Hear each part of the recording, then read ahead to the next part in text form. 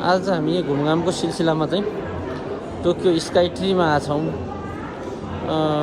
Sky ट्रीमा आउँदा तपाईँलाई कस्तो महसुस भएको छ? एकदम रमाइलो छ। यहाँ संरचनाहरू कसरी बनायो, यो कसरी अडिएर बनायो, यस्तो पनि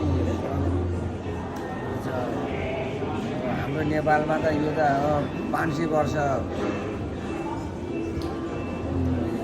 500 वर्ष नि प्रचार भएन भने भन्न सक्छ नि।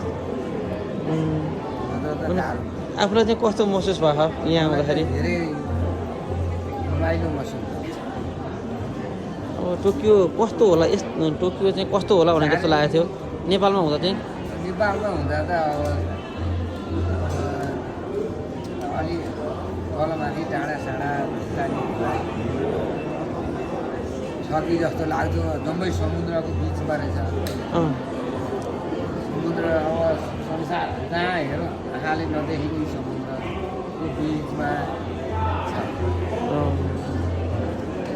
यो चाहिँ कति अल्को कस्तो खालको कति रहेछ यो? यो त कति हो बनाएको त 100 हजुर ए भनेपछि राम्रो महसुस भएको अहिले।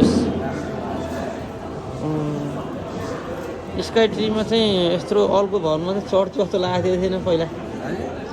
यतिको यो ठाउँमा चाहिँ आइएला जस्तो महसुस भएको थिएन पहिला सुरुवात हुनु। जापानको टोकियो पनि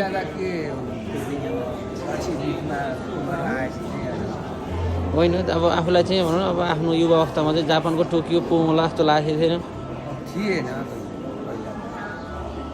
थिएन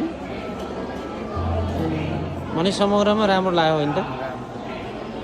ल के भन्नुहुन्छ त, अरू के छ मेसेज? घुमियो जस घुमिँदै छ नि चाहिँ भरि। ल ल